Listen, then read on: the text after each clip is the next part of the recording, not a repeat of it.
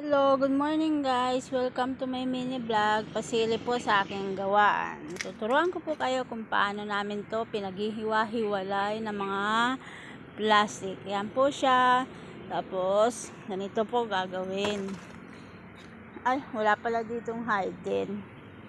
Yan po. PP Trans. Yan po yung mga baonan. Yan po ang tinatawag washing. PP White. PP White. Tapos ito naman po yung class A. Yung magaganda po ang kulay. Ito naman yung class B. Medyo pangit na yung kulay. Ito naman po siya. Ang PP Black. Ganyan lang po. Ihiwa-hiwala, pipiliin, kukulay-kulayin. Wala po tayong mga hidden. Pero ito po yung mga hidden, yung mga ganito pong mga galon. Dami po tayong gawain.